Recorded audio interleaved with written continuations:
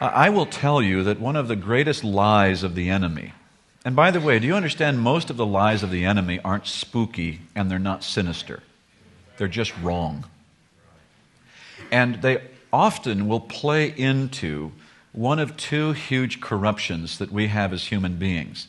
One is the carnality, the sinfulness of just doing things. The enemy loves to trap us and all that stuff.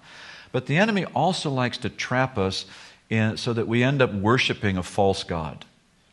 And he will very often suggest things about God and about God's way that are absolutely out of kilter with the Word of God. And one such lie that many believers buy into, you might not even know that you do, but when you think about it, you'll realize, oh goodness, I think I do. It's the lie that whatever God's will is for your life, you're probably not going to like it. Because God's will. You know what I'm saying? It's this thing, and you've got to sacrifice. You've got to deny yourself. Well, yeah. You know, all that he was saying there, deny yourself, doesn't mean give up chocolate for Lent or something like that. He's just saying your natural way of thinking that is going to suggest to me that the way to win friends and influence people is to avoid dying. You're going to have to think about this very differently because all of your normal, natural ways of thinking about how things work are exactly the opposite in the kingdom. And if you want to follow me, you're going to have to get used to saying no to the screwy ideas that the rest of the world thinks are clever. But we've turned it into this, like we serve the volcano god or something.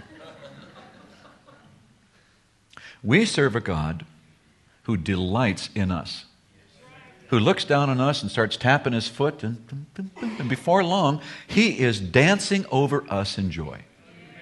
He actually happens to like you very, very, very much. And I don't know if you're this kind of parent. I mean, if you are, I have resources that could help you. But if you're the sort of parent that thinks about, now let's see, what's true of my kids? And you decide, well, maybe they're really a fun-loving youngster. And you decide, well, I want to raise them right. So I'm going to take all the fun out of their life. That's backwards. That's backwards.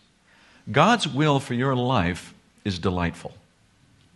Now, are there tortures along the way? Yes. But ultimately, in his presence is fullness of joy. Right? Satisfaction, fullness of joy.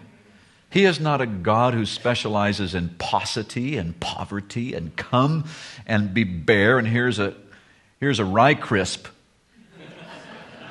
and a little water. Because after all, the way that I want to be known as the God of all the earth, I want to be known by the rigidity and the barrenness of my followers. Because that's a way I could really get a lot of people to want to serve me. No, actually, Jesus said the hallmark of your life is you're going to be one of these overflowing love kind of people. You're going to have such a peace and a joy in your life that others are going to say, wow, what do you know that I don't know? Jesus came that you might have, life more abundantly, not life with greater scarcity. See? Okay.